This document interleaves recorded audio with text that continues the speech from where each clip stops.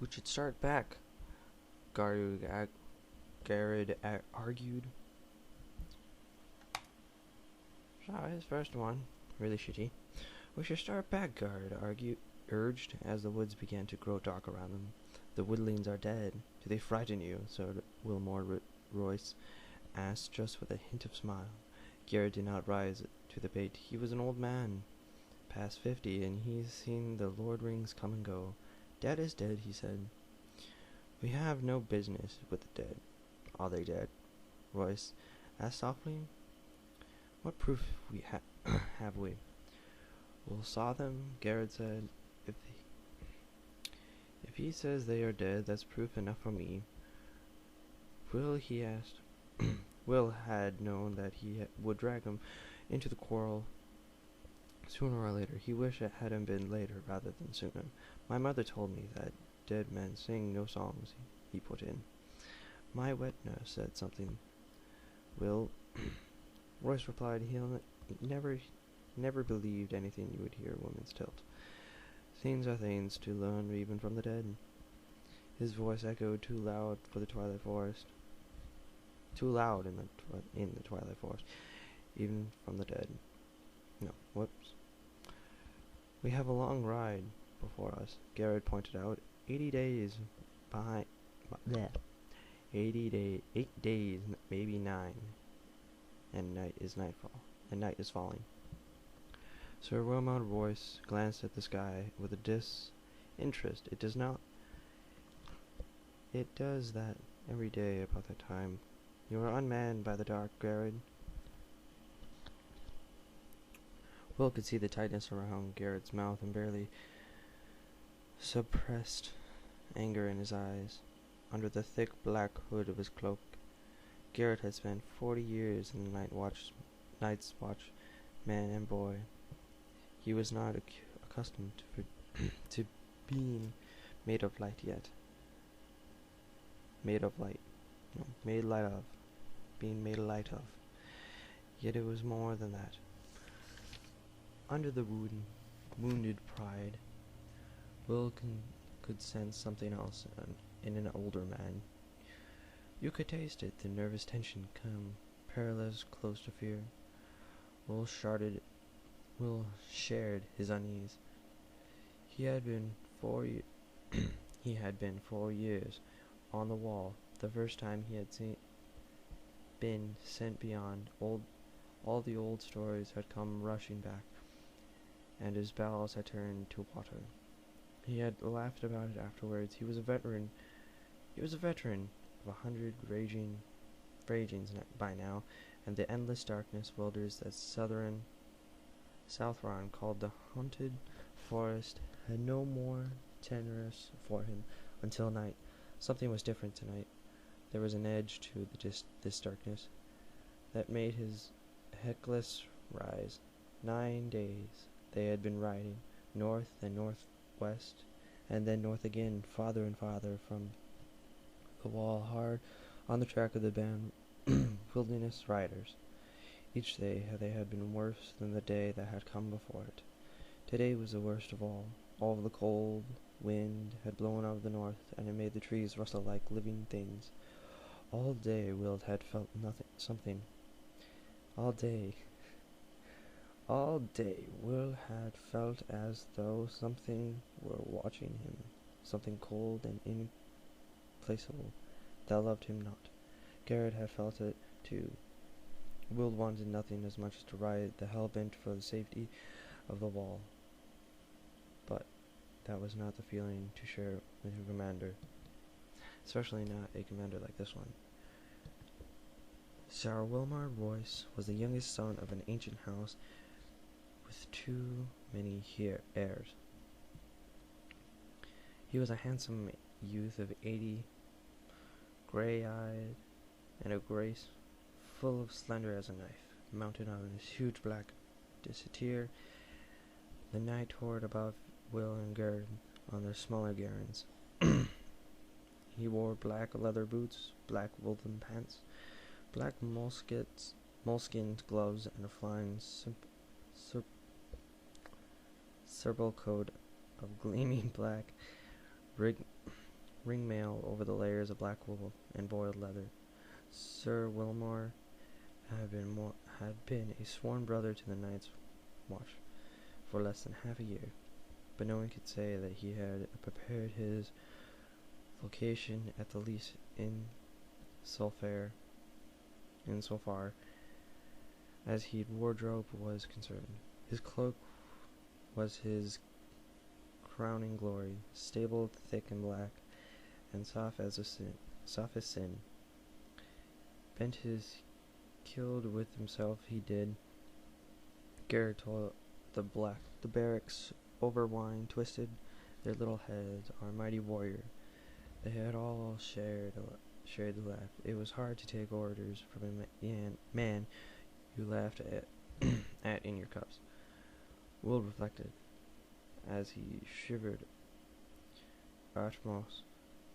atop his garret. Garrett must have felt the same. Mormont said that we should track them, and we did. Garrett said they're dead. They're dead. They're dead. They shan't trouble us no more. There's hard riding before us. I don't like this weather. If it snows, we could be fortnight getting back, and the snow's the best we can hope for. Ever seen an ice storm, my lord? The lordling seemed not to hear him. He studied the deepening twilight in the half-bordered, half-distracted way he had. Will had ridden with the knight long enough to understand that the best interrupted him when he looked like that. Tell me again what you saw, Will. All the details, leave nothing out. Will had been hunted before he joined the Night's Watch. Will a portrait, the truth. Mollister free riding, he caught him red-handed in the Mollister's own woods, skinning one of the Mallister's own bucks, and it had been a choice of putting it black or loosening hand. No one could move through the woods as silent as Will, and it had not taken the Black brothers long to discover his talent. The camp is 2 miles farther on, over the ridge, hard beside a stream, Will said. I got close as I dared. They say to them, men and women both. No children I could see. They put it up, lean against the rock. The snow's pretty well covered it, but I could still make it out. No fire burning, but with a fire pit still plain as day. No one moving. I watched a long time. No living man ever lay so still. Did you see any blood? Well, no, Will admitted. Did you see any weapons? Some swords, a few bows. One man had an axe, heavy-looking, double-bladed, a cruel piece of iron. It was on the ground beside him, right by his hand. Did you make a note of the position of the bodies? Will shrugged. A couple of the bodies sitting against a rock, most of them on the ground, fallen or sleeping, Royce suggested. Fallen, Will insisted. There's one woman up the ironwood, half hid in the branches, a far eye. He smiled thinly.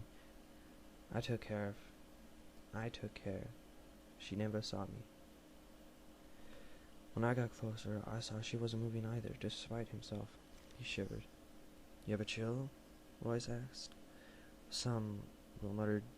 The wind, my lord. A young knight turned to his back, grizzled, man-at-arms. Frost fallen, the leaves whispered past him, Royce's desire to move restlessly. What do you think might have killed these men, Garrett? Sir Williard asked. Wilmard asked. Casually. He adjusted his drape as long as stable black cloak. It was cold, Jared said with an iron certainly. I saw a pen freeze last winter and the one before. When I was half a boy, everyone talks about snows 40 feet deep and how the ice comes howling out of the north. But the real enemy is the cold. It seals up you quieter than the north. Well, Then, then will at first you shiver and your teeth chatter and you stamp your feet and dream of the mulled wine and the nice hot fires. It burns, it dies. Northern burns like the cold, but only for a while. Then it gets inside you and starts to fill you up. After a while, you don't have the strength to fight it. The easier is just to sit down and go to sleep. You say you don't feel anything. Any pain towards the end. First you grow weak and drowsy and everything starts to fade. And it's like sinking into a sea of warm milk, peaceful like. Such equivalence, Garrett, Sir William observed. I never suspected you had it in you. I've only had the cold in me too, Lordlings. I've had the cold in me too, Lordlings. Garrett pulled back his hood, giving Sir Wilmar a good long look at the stumps of where his ears had been. 2 ears, 3 toes, and the little finger off his left hand. I got off light. We found my brother frozen at his watch, with a smile on his face. Sir Wilmer shrugged. You ought to dress more warmly, Garrett. Garrett glanced at the lordlings and scarred. The scars around his ears flushed red with the anger where Masters Almard had cut the ears away. Well, you see how warm you can dress when the winter comes? He pulled out his hood and hunched over his Garren, silently insulted. If Garrett said it was cold, Will began. Have you ever drawn any watchers this past week, Will? Yes, my lord. There never was a week when we hadn't drawn a dozen bloody watchers. What a man was driving at. What was the man driving at? And how did you find the wall? Weeping, Will said, frowning. He said it clearly enough, now that the Lord had pointed it out. They couldn't have froze. Not if the wall was weeping. It wasn't cold enough. Royce nodded. Brightly, lad. We've had a few light frosts in the past week, and a quickly flurry of snow now and then, but surely not cold. Cold fierce enough to kill 8 grown men. Men clad in fur and leather, let me remind you. Were sheltered near at hand, and the means of making a fire. The knight's smile was cocksure. Will let us there. I see you these dead men for myself, and then there were nothing to be done for it. The order had been given, and the hound bound by them to obey. Will went in front, and the shaggy little Garren picked up the little way carefully throughout the underground. The light snow had fallen the night before, and then there were stones enrooted and the hidden silks laid under its crust, waiting for the careless and the underway. Sir Waymore Royce came next.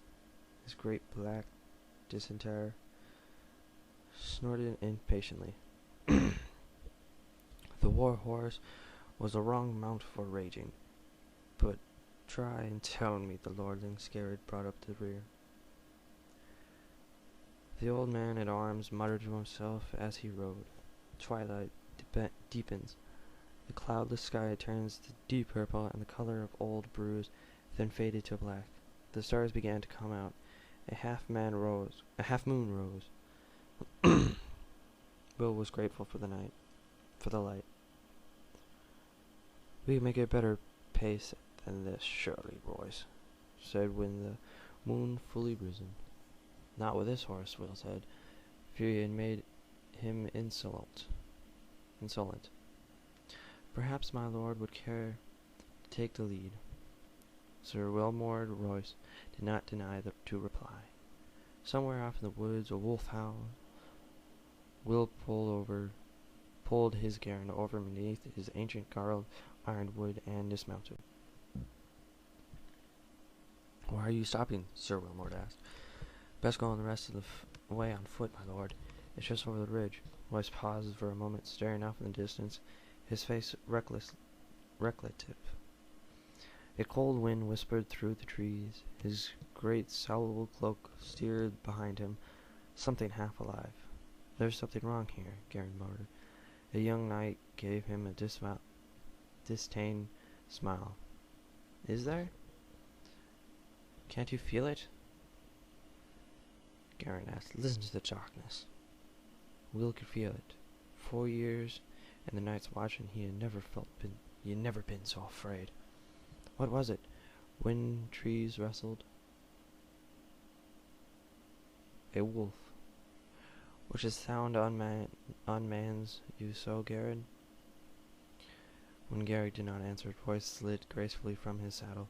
He tried to steered securely to a low hanging limb, well away from the other horses, and he drew his long sword from his sheath. Jewels glittered on its hilt, and the moonlight ran down the shine of the steel.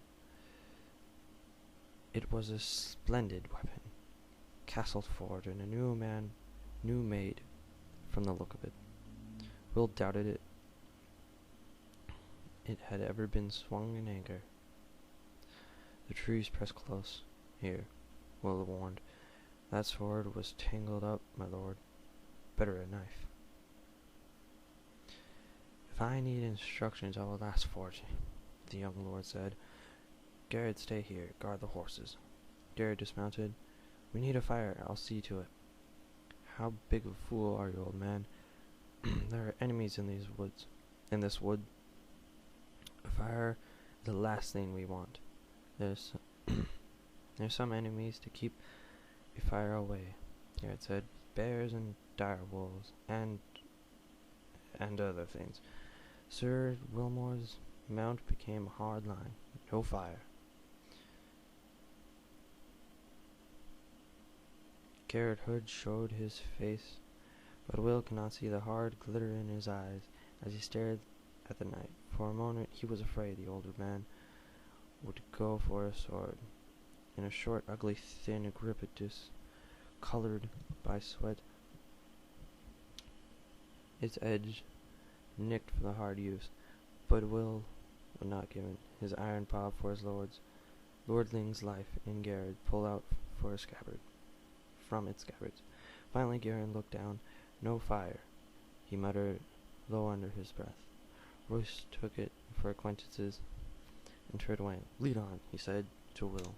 Will threatened the other ways the ticket, and they started up the slope to the lower ridge where he had found his vantage point under the tinsel tree.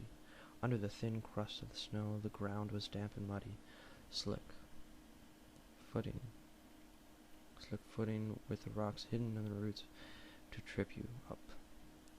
Will made no sound as he climbed. Behind him he heard a soft metallic slithering of the lordling's ringmail, the rustle of leaves and murdered horses as reaching branches grabbed to his long sword and struggled on his splendid stable cloak.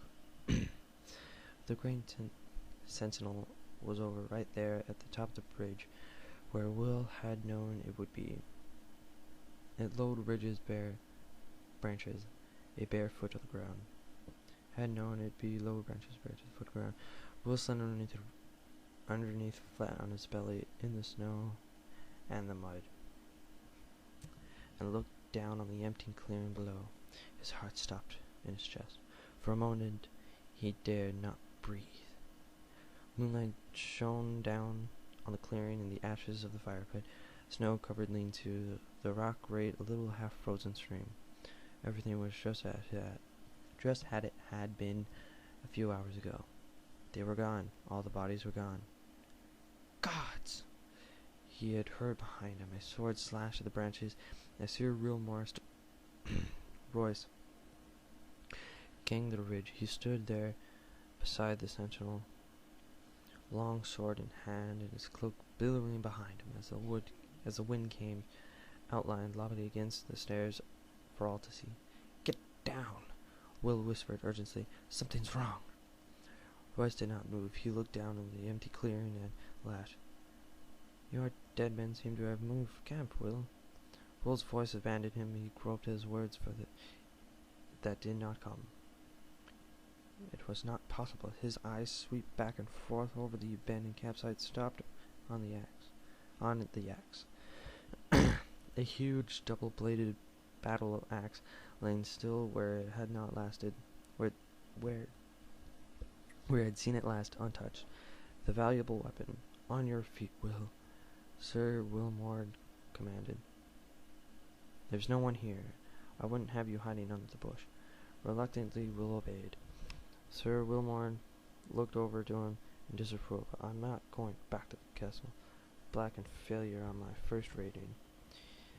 We will find these men. He glanced around. Up the tree. Be quick about it. Look for a fire. Will turned away, wordless. There's no argue. The wind was moving. It cut right down through him. He went to the tree and violently green sentinel and back to climb. Soon his hands would stick with the sap, and he lost among the needles. Fear filling his gut like a meal he cannot digest. He whispered to pray, and the nameless gods of the void. He slipped to his dirk free of his sheath. He put it between his teeth to keep both hands free from climbing. The taste of a cold iron on his mouth gave him comfort. Down below, the lordlings called out suddenly, "Who goes there?" Will heard uncertainly in the challenge. He stopped climbing and listened. He watched. The woods gave answer. The rustle of leaves, the icy rush of the stream, and the distant hoot of a snow owl. The others made no sound. Will saw movement from the corner of his eye, pale sharpness guiding through the woods. He turned his head and glimpsed in the white shadow in the darkness. Then it was gone. Branches steered gently to the wood, scratching at the other. With a wooden finger, Will hoped not his mouth to call down the warning, and the words seemed to freeze in his throat. Perhaps he was wrong. Perhaps it had only been a bird, a reflection in the snow, some trick of the moonlight. What he have seen after all? Will, where are you? Sir Wilmore called up. Can you see anything? He was turning to the snow circle, suddenly worried, his sword in hand. He must have felt them. As Will felt them, there was nothing to see. Answer me. Why is it so cold? It was cold, shivering. Will clung more tightly to his perch. His feet pressed hard against the trunk of the sentinel. He could feel his sweat sticky sap on his cheeks. A shadow emerged from the dark of the woods. It stood up front of Royce. Tall it was, a gaunt and hard as bones, with flesh as pale as milk. Its armor seemed to change color as it moved. Here it was, white as new fallen snow, there black as a shadow, everywhere dripping with the deep green of the trees. The pattern ran like the moonlight on the water with every step it took.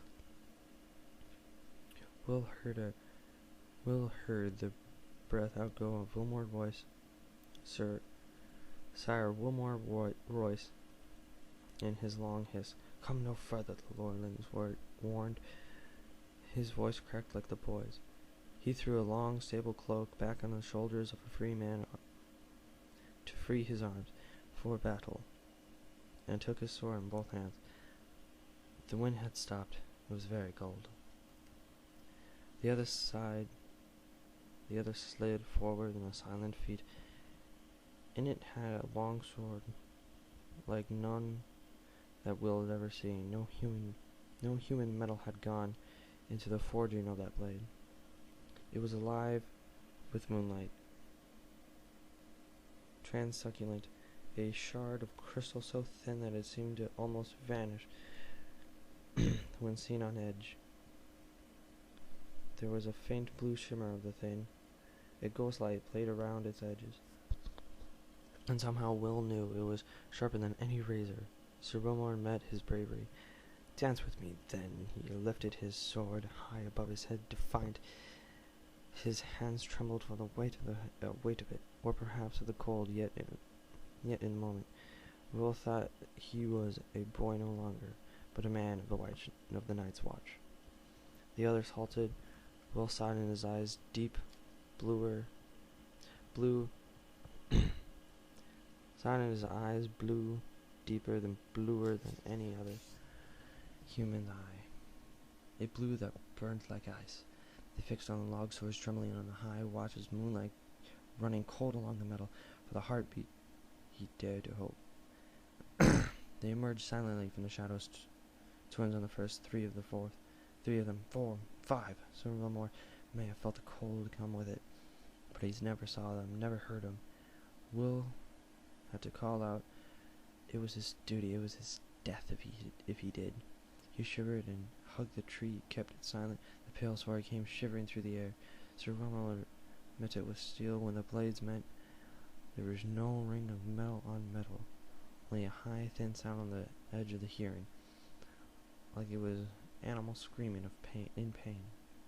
Royce checked the second blow and the third, and then it fell back a step. Another fury blow, and he fell back again.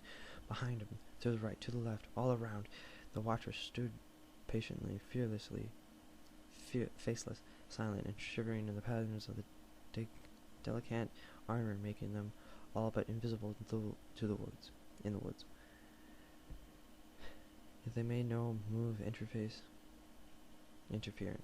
Again and again the swords met until Will wanted to cover his ears against the strange arguished keen of the clash.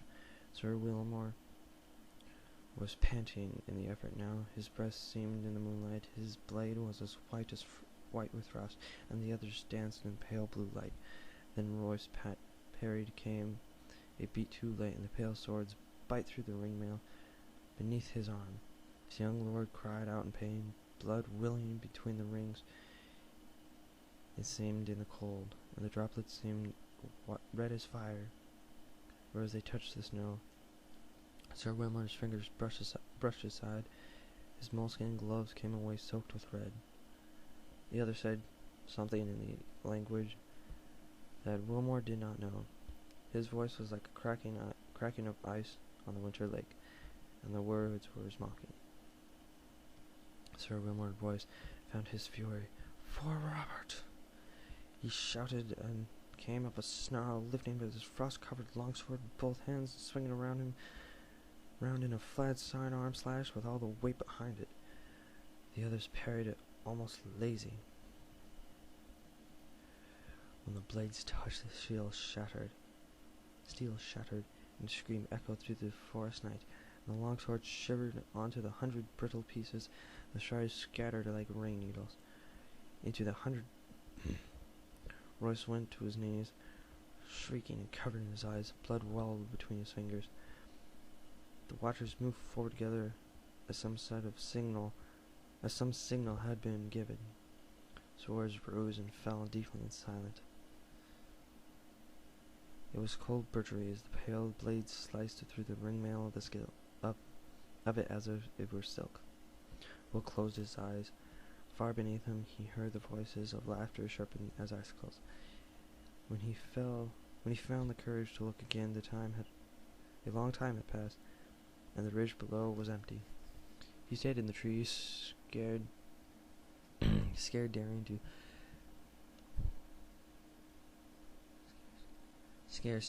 to beneath, while the moon crept slowly across the black skies. Finally his muscles crampled, and his fingers numb to the cold. He climbed down. Royce's body lay face down in the snow, one arm outflung. A thick stable cloak down had been slashing in a dozen places. Lying dead like that, you saw how young he was, a boy. He found what was left of the sword. A few feet away, the ending splintering and twisted like a tree struck by lightning. Will knelt before the wardly snatched it up. A broken sword would be his proof. Garin would know to make of it. and nothing of him. Then surely old Bear Mormont or Meister Amon. Would Garin still be waiting with the horses? He had to hurry. Bill rose. Sire Wilmore Royce stood over him. His fine clothes were tattered, his face was run. It shattered from his sword. Attacks visited the blind white pupil of his left eye. The right eye was open. The pupil was burned blue. It saw. The broken sword felt from nerveless fingers. Will closed his eyes to a prey. Long, elegant hands brushed his cheek, then tightened around his throat. There were gloves on the finest most silk, and sticky with blood, yet they touched was icy cold.